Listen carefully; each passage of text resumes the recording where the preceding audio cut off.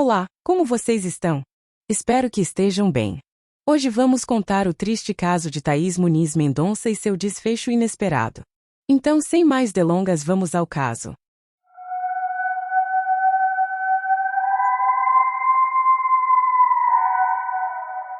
No frio cortante do inverno brasiliense de 1987, o Brasil testemunhava uma era marcada por eventos que ecoam de forma surpreendente nos tempos atuais.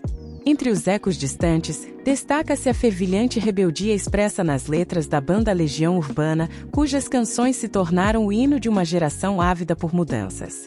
Mas mesmo nessa sinfonia de protestos, em um cenário onde as leis são forjadas, a sombra nefasta dos crimes paira incessantemente, e o homicídio, em sua faceta mais brutal, irrompe à luz do dia, semeando o pânico até nos corações mais endurecidos. Num domingo gelado, em 12 de julho daquele fatídico ano, quando o sol se encontrava no zênite, o rugido das sirenes dos bombeiros dilacerava o silêncio da 415 Norte. Uma região abandonada, outrora um refúgio para criminosos e um cemitério de automóveis roubados, agora ardia em chamas, revelando os segredos sombrios que lá se ocultavam. Entre os destroços carbonizados, repousava o corpo de uma jovem mulher, vítima de uma violência indescritível. Seu semblante maculado pelo sangue, sua mente ceifada por uma única perfuração em sua cabeça e seu pescoço marcado por cortes profundos. 2 dias antes, um pai angustiado, Hamilton Muniz Mendonça, professor e assessor do Ministério da Educação, havia desesperadamente lançado um grito de socorro às autoridades, relatando o desaparecimento de sua filha, Thaís Muniz Mendonça, uma jovem de apenas 19 anos. Thaís, após uma tranquila manhã de estudos no campus da Universidade de Brasília, jamais retornou ao seio de sua família, composta pela mãe, Cecília Mendonça, uma dedicada professora, e pelos irmãos Davi e Lavínia. No dia 14 de julho, o veredito dos peritos do Instituto de Criminalística ecoa como um golpe brutal, revelando a identidade da vítima encontrada carbonizada no incêndio que assolou aquele fatídico local. O destino trágico de Thaís, outrora envolto em sombras e incertezas, é finalmente desvendado.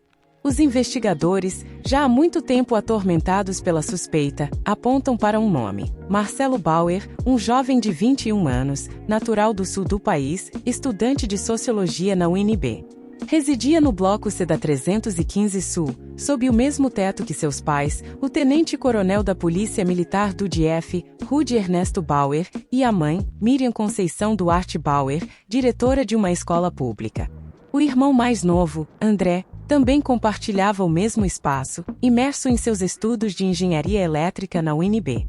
Marcelo, cujos dias se dividiam entre os bancos universitários pela manhã e o labor na Procuradoria-Geral da Justiça do Trabalho do DF à tarde, não era apenas um ex-namorado de Thaís, era um espectro sinistro que permeava sua existência desde julho de 1984 até fevereiro de 1987.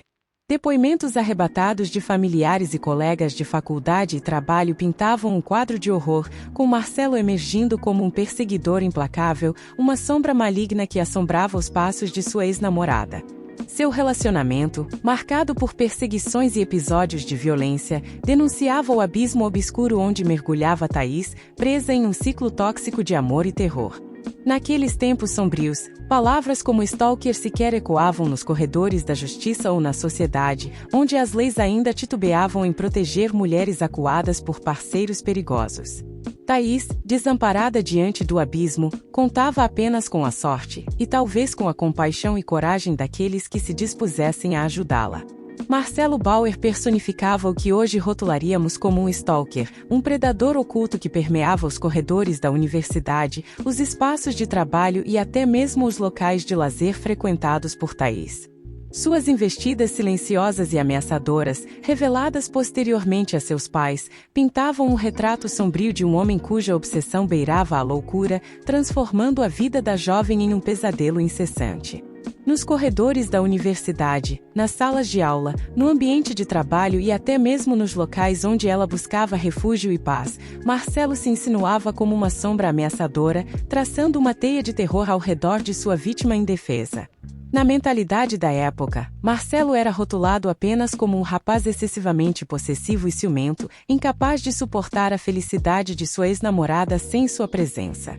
No entanto, descobriu-se posteriormente que sua periculosidade ia além. Ele carregava consigo um revólver calibre 22, tornando-o ainda mais ameaçador, dada a sua natureza instável.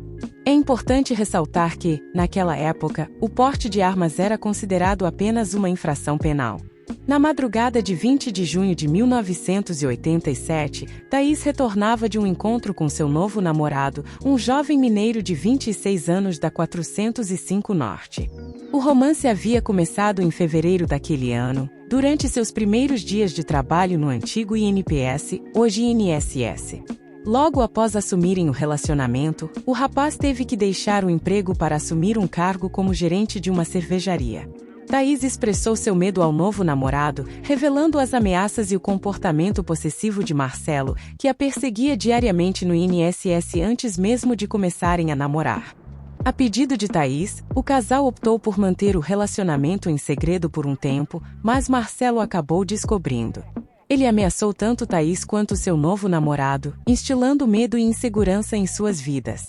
Naquela fatídica madrugada, Marcelo confrontou Thaís à entrada de seu prédio, ameaçando levá-la à força para Pirenópolis, Goiás.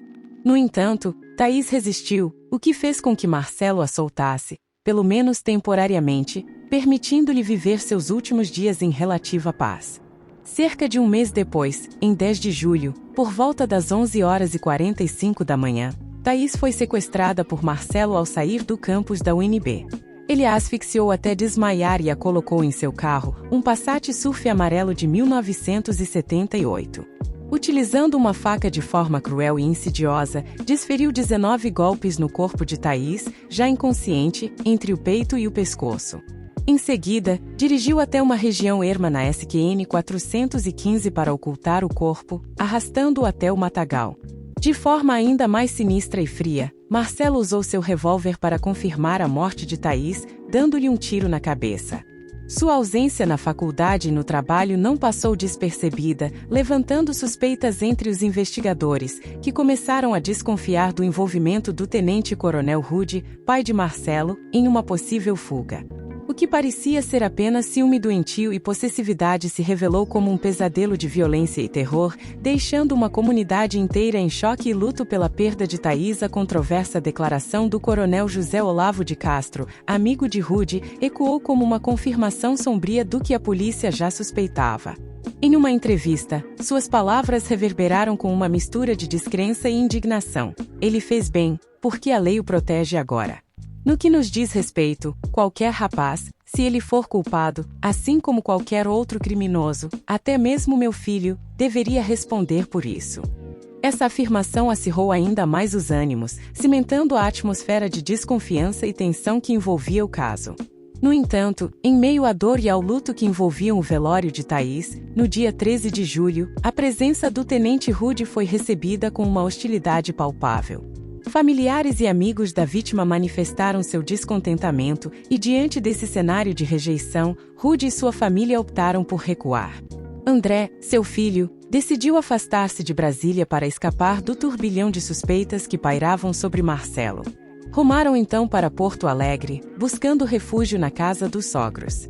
No entanto, a paz fugaz que encontraram foi logo interrompida quando a polícia, incansável em sua busca pela verdade, descobriu o paradeiro deles. Por telefone, Rude afirmou desconhecer o paradeiro de seu filho, mas com o cerco se fechando cada vez mais, ele finalmente decidiu romper o silêncio e dar um depoimento oficial à Polícia Gaúcha em Porto Alegre, no dia 20 de julho. Contudo, as palavras que proferiu foram apenas uma sombra da verdade. Rude relatou que, no dia seguinte ao crime, recebeu uma ligação de Marcelo, por volta das 8h40 da manhã, afirmando estar em Uberlândia, Minas Gerais, após ter deixado seu carro quebrado nas margens da BR-50, perto de Catalão, Goiás. Marcelo, segundo Rude, alegou não saber do paradeiro de Thaís e disse estar passando por uma crise existencial, cogitando até mesmo viajar para o Peru para refletir sobre a vida. Essa versão, porém, era apenas uma meia-verdade, uma tentativa de distorcer os fatos e escapar das garras da justiça. Segundo Rude, desde então Marcelo nunca mais deu sinais de vida. Em 31 de agosto daquele ano, durante um novo depoimento oficial, Rude levantou a possibilidade de que seu filho poderia ter encontrado a morte em seu trajeto rumo ao Peru, talvez vítima de um assalto ou até mesmo em um possível ato de desespero. Quanto a Thaís, ele lançou uma teoria sombria, sugerindo que ela poderia ter sido executada por traficantes, insinuando que ela era usuária de drogas. Essas alegações não apenas mancharam a imagem da jovem, mas também abriram caminho para duas linhas de investigação paralelas: ciúmes ou vingança. Os registros revelaram que o relacionamento entre Marcelo e Thaís já estava tenso antes de sua tragédia pessoal, marcada pela morte de sua irmã, Fabiana, em fevereiro de 1987. O incidente, envolvendo o uso de drogas, desencadeou uma espiral de desavenças entre as famílias, tornando o ambiente ainda mais hostil. Sob o comando do delegado Gilberto Dantas de Araújo, a caçada por Marcelo Bauer prosseguiu implacável. No entanto, a oficialização do pedido de prisão preventiva veio com certo atraso, o que acabou minando os esforços da polícia. Acreditava-se que Marcelo pudesse tentar fugir para o Uruguai, considerando as conexões familiares na região. Os agentes seguiram então para o Rio Grande do Sul, distribuindo cartazes de procurado, mas mesmo após anos de busca incansável, nenhum sinal de Marcelo surgiu. Passaram-se 11 anos, marcados por investigações que se estenderam até países vizinhos como Uruguai e Chile, sem sucesso. O caso, então, mergulhou no esquecimento, para desespero daqueles que aguardavam por justiça. No feriado nacional de 7 de setembro de 2000, a Polícia Civil de Brasília convocou a imprensa para anunciar uma descoberta tão aguardada: a localização do fugitivo. O coração da nação se encheu de esperança, enquanto o eco da tragédia ressoava através dos anos, mantendo viva a memória de Thaís e o clamor por justiça. Até o próximo caso.